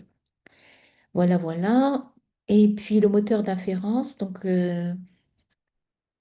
vous avez le moteur, un fichier qui s'appelle engine.py, donc c'est tout ça, c'est écrit en Python, bien sûr. Et le moteur d'inférence, c'est un moteur de génération de texte hautement optimisé pour un modèle de langage type GPT. Et vous avez donc deux principes clés, la génération en deux phases. Le un, c'est le préfill. Donc, vous allez rentrer du texte, par exemple, qui est Oppenheimer, c'est votre texte, votre séquence de texte. Et cette séquence, il va la prendre telle qu'elle et puis la tokeniser. Donc, il va traiter tout le prompt d'un coup. Et ensuite, il va décoder. Et donc, après, il va décoder, génère les nouveaux tokens par un en utilisant des calculs précédents via un cache KV. Donc, c'est là où on utilise en inférence les caches KV. Donc, les fonctionnalités principales, c'est une optimisation très puissante, cache KV intelligent. Ça évite de recalculer la tension, donc c'est un gain de performance majeur en effet, hein. La génération batch, donc il va vous permettre de produire plusieurs réponses en parallèle au niveau de l'inférence. Et donc, vous avez des outils qui peuvent être utilisés pour des calculs, par exemple en utilisant Python. et il va insérer la réponse dans votre conversation. Et puis, vous avez aussi un niveau de sécurité qui est mis en place pour éviter des injections. Donc, c'est une évaluation sécurisée pour éviter des expressions ou des time-out ou des filtrages. Et donc, ça permet une génération de texte beaucoup plus rapide qu'une implémentation naïve tout en supportant l'interaction avec des outils externes comme Python, par exemple. Alors, je vous donne un exemple avec l'utilisation de Python. Donc, si lorsque vous demandez au modèle calcule 50 fois 80, eh ben, cette information va être transmise au prompt du modèle. Donc, et donc, on aura un masque, si vous voulez, ou un tag Python Start. Et donc, Python va prendre en charge cette information 50 fois 80. Et puis, une fois qu'il a fait son calcul, il va le donner au modèle et il va le vous donner en outstart. Donc, il va vous donner un 4000 en output. OK? Et donc, c'est comme ça que se font les traitements externes, en fait. On se débranche pour prendre un tag particulier de Python start, Python end, et puis donner le résultat à l'output start et output end. OK? La tokenisation, ça c'est un point très très important. D'ailleurs, c'est tellement important que Andrzej Karpathy avait fait une session sur la tokenisation que j'ai reprise à ma façon en français. Et si vous regardez ma chaîne YouTube, vous allez voir cette session de tokenisation qui est très intéressante. Elle est même amusante parfois parce qu'en effet, là, vous allez pouvoir être surpris par le mécanisme de tokenisation que fait un modèle. Alors, on va voir donc cette fameuse tokenisation. Donc, comme on vous l'indique ici, hein, je pense que tout le monde le sait maintenant, les grands modèles de langage ne voient pas les mots directement, ils lisent des tokens en fait. Donc la tokenisation divise le texte en petits fragments appelés tokens. Ok. Et un token peut être un mot entier, une partie d'un mot ou même un signe de ponctuation. La segmentation exacte dépend du tokenizer que vous allez utiliser. Donc vous avez plusieurs tokenizers. OpenAI utilise TikToken. Euh, je- Google Gemini utilise SentencePiece, encore un autre tokenizer. Mais bon, ils font le même type de travail, c'est qu'ils vous donnent de vos textes, ils en font des jetons. Donc les modèles de langage traitent les tokens séquentiellement, ils devinent le token suivant, un fragment à la fois. Donc c'est pour ça qu'on les appelle autorégressifs, parce qu'ils vont vous générer un token à la fois en utilisant tout ce qu'ils ont déjà vu. Ok. C'est pour ça qu'on parle de autorégressive. Donc GPT-5 peut conserver environ 400 000 tokens. Gemini peut conserver 1 million de tokens, hein, c'est pas mal. 400 000 tokens dans sa mémoire à court terme avant de devoir supprimer ou résumer des tokens précédents. Donc, c'est pour ça que parfois vous allez avoir des hallucinations parce que ben, il perd la séquence en fait. OK? Alors, vous avez un utilitaire que j'ai découvert par le biais de cette session de tokenisation que Andrzej Karpathy a faite. Je vais vous montrer cet utilitaire. Donc, vous avez cet utilitaire s'appelle TikTokenizer. Donc, vous pouvez donc supprimer tout ça là. Et puis, vous pouvez me dire bonjour, je m'appelle Anne-Marie. OK? Et donc, vous voyez, donc là, si vous voyez, vous pouvez accéder à plusieurs types de modèles. Donc, vous avez open source modèle, vous avez OpenAI encoding, etc. Donc, là, je suis sur GPT-4o. Et en fait, quand vous voyez cette phrase-là, elle fait l'objet de 8 tokens en tout. Et donc, bonjour, ça fait un token. C'en est un autre. OK? Donc, vous voyez, le espace je, ça fait un token. M, ça fait un token. M'appelle, c'est un autre token. Anne, un autre token. Et, TM, c'est un autre token. Et Marie, c'est un autre token. OK.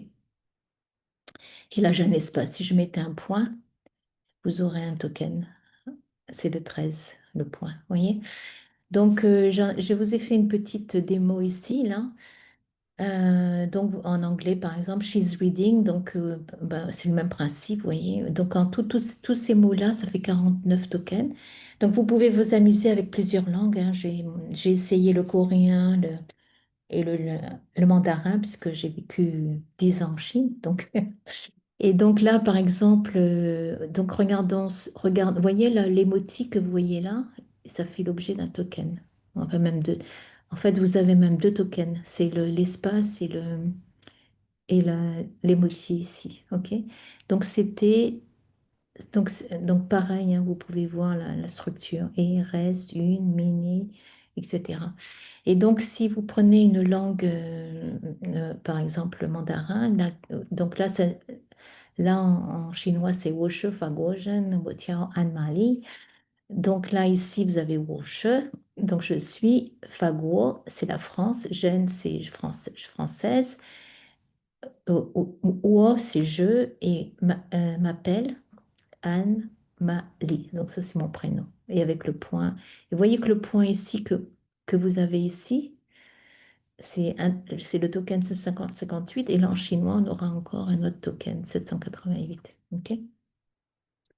Donc, voilà comment la tokenisation est faite. Donc, avec GPT-4, vous avez... Alors, regardez, si je fais 2024, c'est intéressant à regarder. Voyez, au niveau des chiffres, il va prendre 202, ça sera un token, et 4, un autre token. Ok. Donc voilà la tokenisation. Et cette tokenisation qui est faite par GPT-4, c'est du tick token. Et donc, TikToken utilise un algorithme qui s'appelle BPE. Donc, c'est la plupart des tokeniseurs utilisent ça. Centerpiece utilise un autre algorithme. Donc, BPE, c'est l'algorithme de tokenisation de ce mot. Ça s'appelle Byte Pair Encoding. Et là, je vous donne un exemple de ce que fait BPE en fait. Donc, admettons que vous ayez cette phrase, maman, pardon, mange. Et donc, en fait, ce que va faire cet algorithme, il va faire des fusions de mots, de caractères, en fait. Donc là, vous avez votre texte de départ. Donc, chaque caractère est isolé. Et après, il va voir quels sont les mots les plus fréquents. Donc, il va voir que ma et ma, c'est souvent fait. Donc, ma, ça va dire ma, donc mama. Et après, il va continuer pour dire ma et puis n, ça peut faire man. Donc, on va faire ma, man, mange. Donc, en fait, il va vous découvrir deux sous-mots, le ma et le man. OK? Alors, avec les tokenizers, vous allez avoir ce qu'on appelle des tokens, des jetons spéciaux. Donc, le tokenizer de NanoChat, c'est sur du BPE. Et donc, le vocabulaire, c'est 65 536 tokens. Ah, donc, ce vocabulaire, cette taille de vocabulaire a été construite par rapport à de 2 milliards de caractères du fameux jeu de données qu'il a eu en pré-entraînement. Donc, ça vous a donné 65 536 tokens. Et donc, ça signifie que pour un token donné, on va pouvoir impacter une compression de 4,8 caractères à peu près. Donc, c'est ce fameux jeu de données, le FineWeb tiré du. Et donc, on a associé 9 tokens spéciaux. Donc, vous les avez là, le début de la phrase, sequence, c'est pas une phrase, c'est une séquence. Et puis donc quand est-ce que l'utilisateur parle, donc on a user start, user end, quand est-ce que l'assistant parle, assistant parle entre guillemets, hein. Assistant start, assistant end, et puis vous avez les outils externes, Python start, Python end, et output start et output end. Donc les output start et output end, c'est par rapport à l'outil externe que vous avez appelé. OK. Donc, au niveau du tokenizer pour NanoChat, on en a deux. Un premier dont je vous ai déjà parlé, c'est le Rust, hein, qui est utilisé pour la phase d'entraînement, le Rust BPE. Et vous avez en afférence le TikToken. Alors, une des questions qu'on m'a posées lors de la session d'hier, c'est mais comment ça se fait? Et c'est une bonne question. C'est que généralement, quand on entraîne un modèle, on utilise un seul tokenizer. On n'en utilise pas deux comme on fait avec NanoChat. Alors, en fait, pourquoi on en a deux? Finalement, c'est les mêmes, en fait. Parce que le Rust, il va utiliser BPE, le Byte Pair Encoding, donc le même algorithme. Et TikToken utilise BPE aussi. Le seul truc qu'a fait Andrzej Karpathy, c'est qu'il a fait un wrapping, une enveloppe pour que la tokenisation qui est utilisée durant l'entraînement se fasse beaucoup plus vite, hein, parce que ça va être écrit en C. Donc voilà le principe, mais en effet, quand vous entraînez un modèle, il faut pas mélanger les torchons et les serviettes. Donc là, on a l'impression que c'est quand même bizarre, on fait un mélange de deux tokenizers, mais en fait, derrière, en fait, il n'y en a qu'un, c'est le fameux BPE. Donc rassurez-vous, c'est le même. Donc quand on parle de tokenisation, c'est les fameux idées que je vous ai montrées. Donc, si par exemple le point c'est un 13, vous aurez Rust BPE va vous donner l'idée de token 13 pour le point. Et quand vous allez utiliser TikToken en afférence, TikToken aussi utilise 13 pour le point. Donc voilà, il n'y a pas de mélange en fait. Voilà, donc NanoChat Tokenizer, donc vous avez deux implémentations, une basé sur la bibliothèque Hugging Face. Donc, c'est le Hugging Face Tokenizer et le Rust utilise Rust BPE pour l'entraînement et le TikToken pour l'inférence. OK. Et donc, on rajoute des tokens spéciaux. Donc, et puis, alors oui, alors vous avez vu que quand j'ai donné 2024, en fait, 2024, vous avez deux tokens. Donc, 202. C'est un premier token et 4, c'est le deuxième token. Et en fait, dans la manière dont tu as fait l'adaptation qui a été faite au niveau des chiffres, c'est qu'on utilise, il capture les nombres de un ou deux chiffres. OK? Donc en fait, 2024, ça va devenir 20 et 24, ça va être un autre token. Donc deux tokens. Pareil ce que fait BPE, mais BPE, pour un token, il va mettre trois chiffres. Ok, bon, bon, on s'en fiche. Alors, quelles sont les fonctionnalités des tokenizers? C'est l'entraînement depuis un itérateur de texte. Donc, donc ça, on va faire du streaming, c'est de l'encodage et décodage. Ça donne des conversations avec des masques. Donc, quand on parle de masques, c'est par rapport aux tokens spéciaux. Donc, le user start, user end, assistant start, assistant end, et l'appel à des outils externes comme Python start, Python end, etc. Vous allez pouvoir visualiser les tokens aussi avec des couleurs et puis vous avez des gestions de messages système avec l'utilisateur et assistant. C'est essentiellement l'infrastructure de tokenisation pour entraîner et utiliser un modèle en langage conversationnel. Donc, en effet, hein, Euh, tout réseau neuronal travaille qu'avec des chiffres, donc c'est d'où l'objet des embeddings en fait pour stocker les numéralisations de vos tokens. Alors le pipeline, donc c'est le fameux speedrun.sh, donc et il est très bien fait, il est très bien écrit, et donc si vous le regardez, il va vous donner toute la structure de l'entraînement qu'il va faire. Donc, vous avez donc la tokenisation, le pré-entraînement, le fine-tuning, l'évaluation et l'interface web.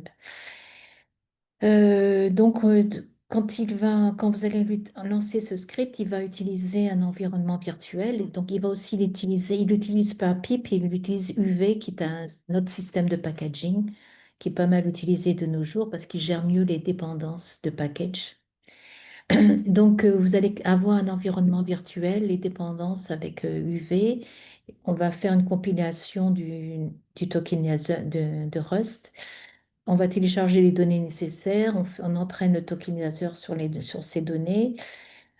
on enchaîne avec l'entraînement, avec le mid-training et donc les fameux benchmarks qui vont être évalués à travers ces métriques. Donc le corps, j'en ai parlé déjà.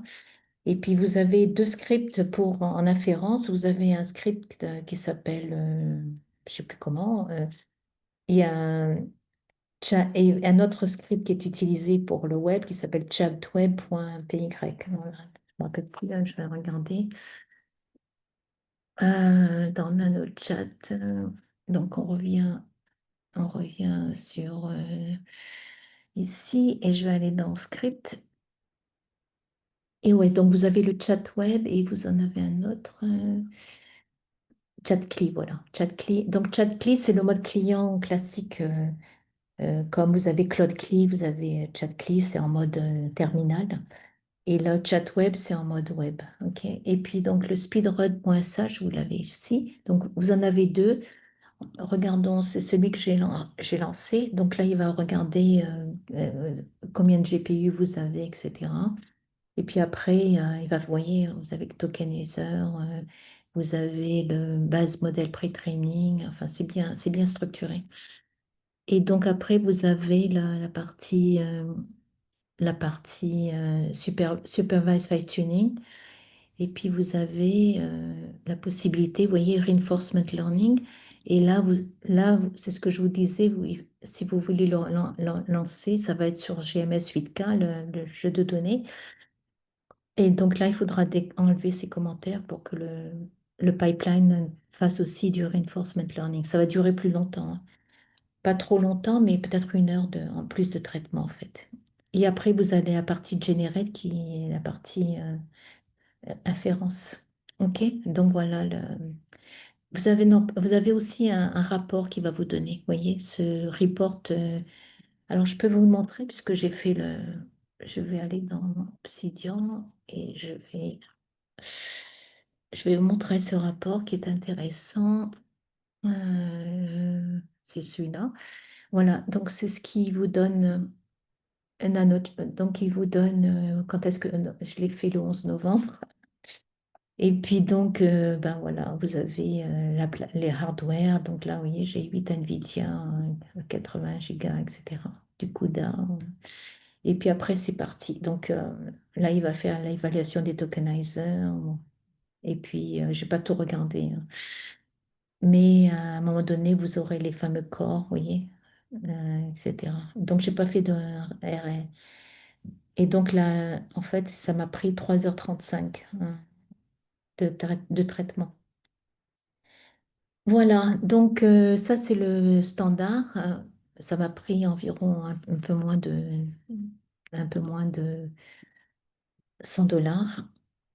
Et donc, après, vous avez le Run 1000. Alors, le Run 1000, c'est en fait 1000 dollars, hein, comme je vous l'ai dit auparavant. Donc, c'est 30 à 40 heures de traitement. Et donc là, vous avez une profondeur qui est de 32. OK? Et voilà. Voilà, voilà. OK. Donc maintenant, on va faire la démo. Donc, pour la démo, je vous ai donné ces URL-là. Donc, là, c'est le traitement que j'ai fait moi, le nanochat speedrun. Donc, on va le regarder. C'est dans GitHub. Donc là, en fait, ce traitement-là, pardon, ce dépôt-là, vous allez pouvoir le reprendre dans Curseur, par exemple, et donc l'utiliser pour faire votre inférence. Donc là, il vous donne, Andrzej Karpati vous donne la partie web de la partie inférence, donc hello, donc là, je vais vous faire cette démo-là. Et je vais aller dans Curseur. Donc là, je l'ai déjà ouvert. Donc là, je suis sur le nanochat speedrun.sh. OK. Et donc là, je vais lancer mon. Donc vous avez les instructions pour le faire, hein. Je vais lancer la partie inférence. Voilà. Et donc ça, ce script-là, c'est ce qu'a fait Andrzej Karpathy, ChatWeb.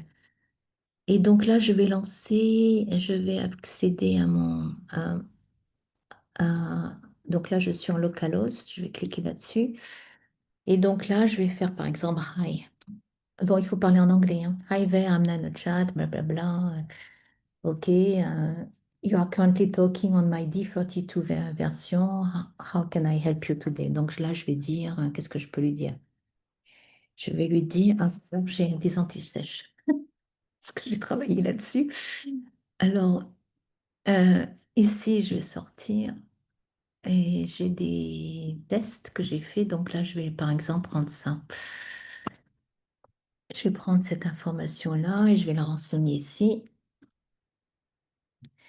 Et vous voyez là, c'est rapide comme.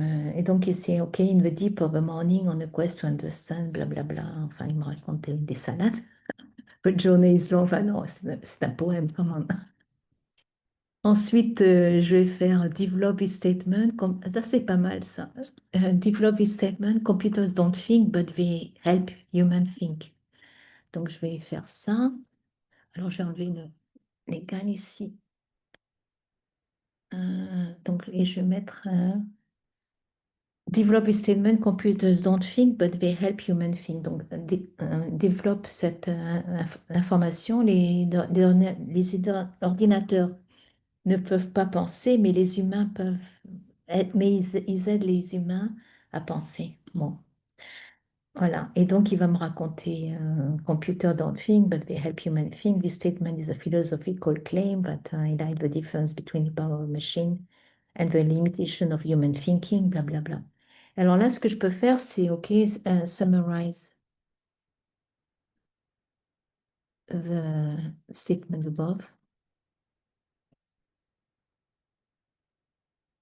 OK, et donc là, alors j'aurais pu lui dire en un paragraphe, voilà, donc the statement computers, donc oui, et donc on a une conversation quand même qui se joue. Alors on va continuer, donc alors en creative writing, je veux dire écrit une histoire courte. Euh, je vais dire écrit une histoire courte. Voilà, donc je vais faire ça. Et donc, in a day for memory of Robert, my name is embark on a journey, blablabla. Et vous voyez, il est très bavard. OK. Donc, bon, je ne lis pas tout le déroulé. Vous pouvez le tester vous-même, hein, puisque vous pouvez prendre mon repos. Et donc, après, qu'est-ce que je peux dire? Donc là, je vais dire, eh ben, écris une fonction Python Hello World. Juste, soyons pas trop ambitieux au départ. Alors, on va faire ça. Donc, je vais lui dire write a Python program that prints Hello World. OK. Voilà. Et donc, bravo, il a bien écrit. Voilà. Euh, OK, bon. Ensuite, je vais lui dire write a Python function to calculate Fibonacci. Donc, c'est la séquence Fibonacci. Donc, on va voir ce qu'il va me faire. Et donc, je l'ai testé, ça, c'est bien ça, ouais. Voilà, donc il vous écrit la fonction machin. Et puis, je peux lui demander qui a inventé le Steam Engine. Ok, donc là, hop.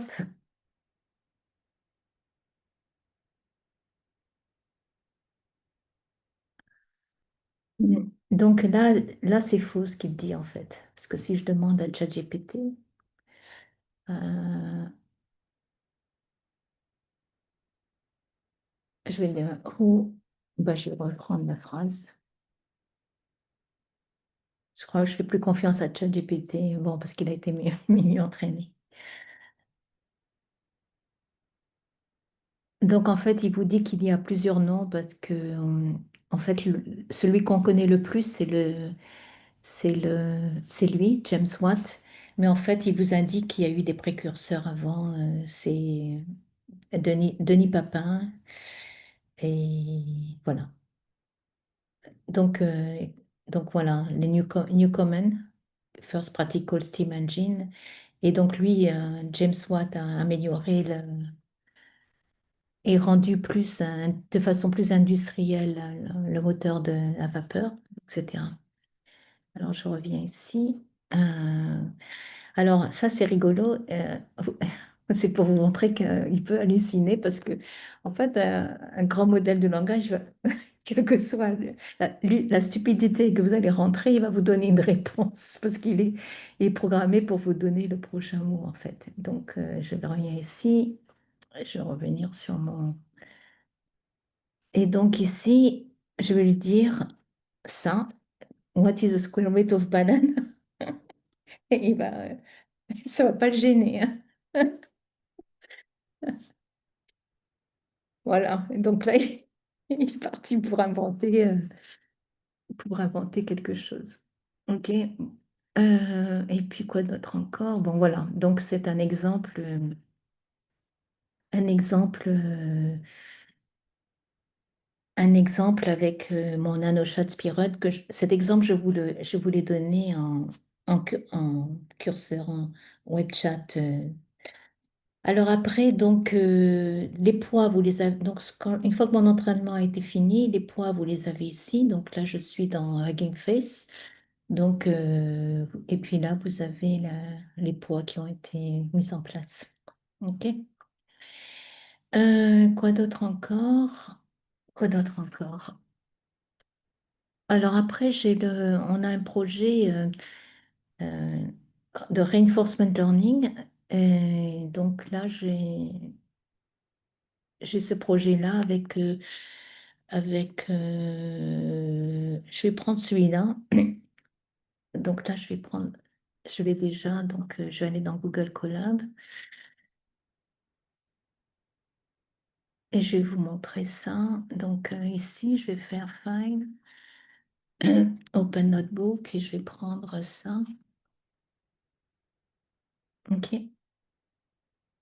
Alors là, j'ai pris celui de Carpati. OK. Donc, si vous regardez le code, à un moment donné, vous voyez, vous allez avoir Carpati, NanoChat Model. Alors, je reviens sur Hugging Face. Ici, si je fais, donc je suis dans modèle là, et puis vous pouvez faire Carpati. Euh, et je viens de voir qu'il y a le NanoChat 34. Donc là, j'avais pris le NanoChat 32. Bon, donc éventuellement, vous pouvez changer pour le NanoChat 34. Donc ça signifie à 34 profondeurs. Et donc là, si je prends ça et je le mets, bon, je ne vais pas l'exécuter parce que ça va nous prendre du temps. Euh, hop. Ici, donc ce que je voulais vous montrer, c'est qu'ici, par exemple, à la place de ça, vous pouvez faire repo underscore ID égale, et puis vous faites ça. OK. Et donc là, vous le mettez en commentaire. Et n'oubliez pas la virgule. Et donc là, eh ben, on va changer de... Donc là, je ne vais pas le faire parce que ça prendra du temps. Mais donc là, vous téléchargez votre... Donc quand vous faites ça, qu'est-ce qu'il va faire? Il va aller chercher les fichiers associés. Donc à chaque fois, vous avez les poids du modèle ici, et puis là, vous avez le tokenizer. Voilà, donc je vais vous montrer. Donc après, là, c'est pour organiser les fichiers. Donc on va les mettre dans du répertoire cache NanoChat. Et puis là, on va charger le modèle. Donc, vous êtes dans Google Colab, c'est sympa parce que à tout moment, vous allez pouvoir demander, admettons que je suis sur cette cellule de code, si vous faites ça, vous allez pouvoir demander à ce qu'il vous explique le code. Donc, je ne vais pas passer du temps là-dessus. Et on va regarder l'inférence. Donc là, on va passer en inférence maintenant que le modèle est chargé. Et là, vous avez des exemples d'utilisation. Donc là, comme je l'ai déjà exécuté, vous avez le résultat. Donc, hello, how are you today? Donc, on va donner un maximum de tokens en réponse de 100 et la température à 0,8. Donc, 0,8, ça devient un peu plus créatif. Si vous êtes à une température 0, vous restez très conservateur en fait. D'accord? Donc là, c'est Hello, how are you today? Et donc, vous voyez la réponse Assistant Start. I am, I am fine, thanks for asking. Et puis, Assistant End. Ici, vous avez What is the capital of France? Donc là, pareil, le nombre de tokens, on est à 0,7. Donc c'est pour vous donner les différents types de températures. Et donc là, capital of France is Paris. Et donc là, on a un problème de maths. Si j'ai 5 pommes et j'en achète 3 de plus, combien j'en aurai? Donc normalement, c'est 8. Et en effet, vous avez 8. Donc là, il fait toute cette petite conversion pour faire son calcul. Et là, c'est le creative writing. Donc, write a short poem about artificial intelligence. Et donc là, il vous écrit un petit poème. Là, vous avez des questions de code. Explain what a loop, a for loop does in Python. Et là, on est sur quelque... Donc, généralement, les modèles que vous utilisez, ChatGPT et le reste, vous êtes sur une température à 0,7 la plupart du temps. Et donc, voilà. Et puis ensuite, il vous donne le résultat. Et donc là, vous avez une session interactive que vous pouvez avoir avec ce notebook. Donc là, oui, si vous voulez cette session interactive, vous enlevez le commentaire ici. Et Andrzej Karpati vous a fait une session interactive également. Donc, je vous l'ai mis dans le notebook. Si je clique là, je vais dire oui, je sors. Et vous avez une session interactive on retrouve ce que moi aussi j'ai. Ok, donc euh, who is, who-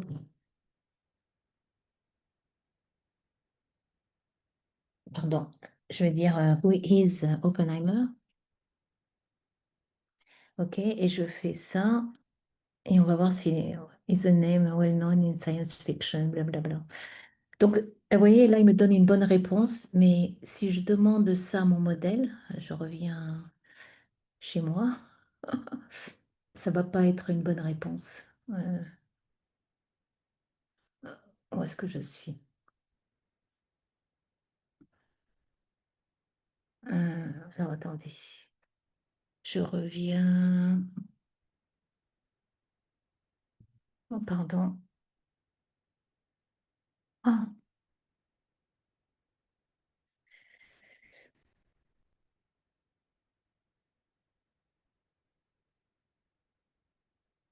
je l'ai perdu. Oh, je l'ai perdu. Non, attendez. Je vais revenir. Je vais revenir ici,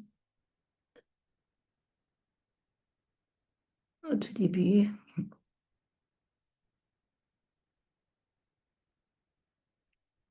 Vous voyez, donc dans la log, on retrouve toutes les infos. OK, donc si je fais ça et je demande who is Oppenheimer, je redoute. Ah! OK, bon, c'est bon. Euh, donc voilà. Donc bon, écoutez, ça marche. Alors, où j'en suis? J'en suis. Oui.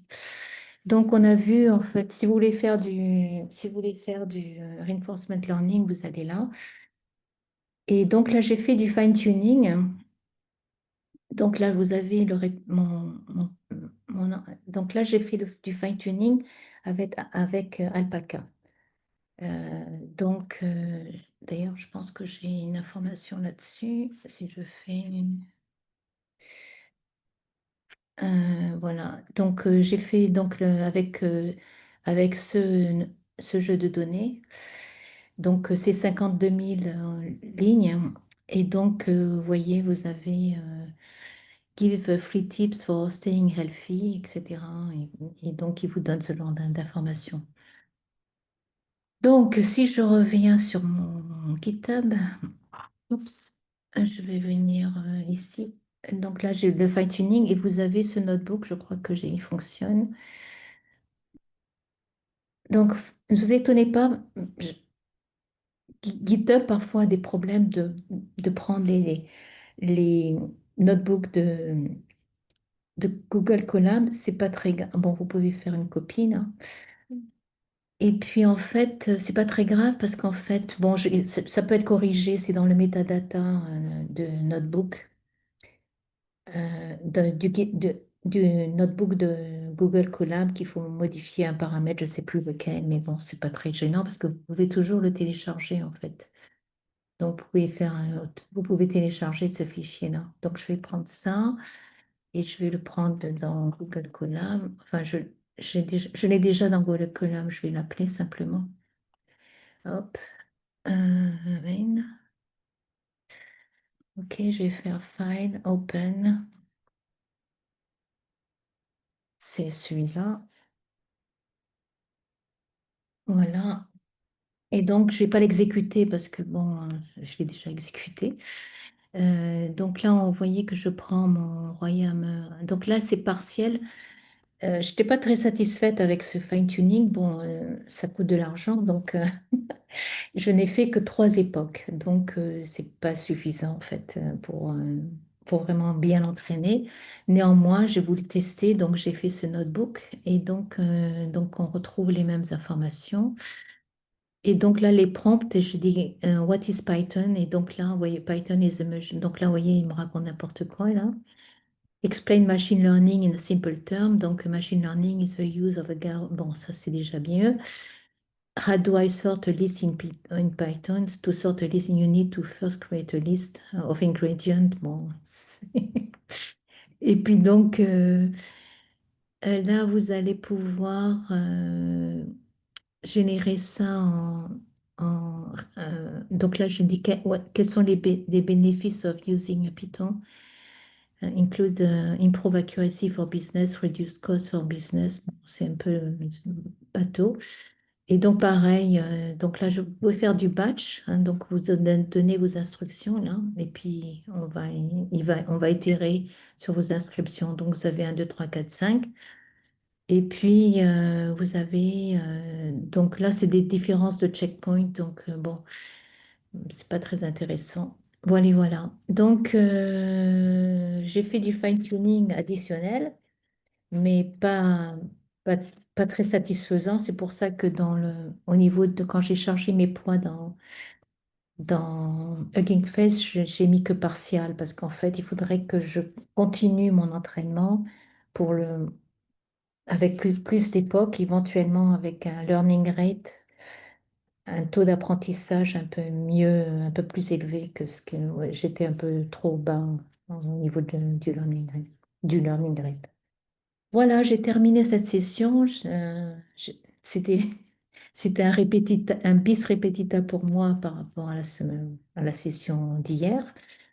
Mais bon, j'espère que cette session peut vous aider à comprendre ce que c'est qu'un LLM et en partant du pré-entraînement jusqu'à un entraînement final en mode conversationnel, voire plus avec un entraînement additionnel. Et puis voilà, donc j'espère que cette session vous a plu et puis on se donne rendez-vous pour d'autres sessions. Consultez mon Meetup, c'est là où je donne, j'annonce les futures sessions. Voilà, donc bonne soirée et puis à bientôt. Au revoir.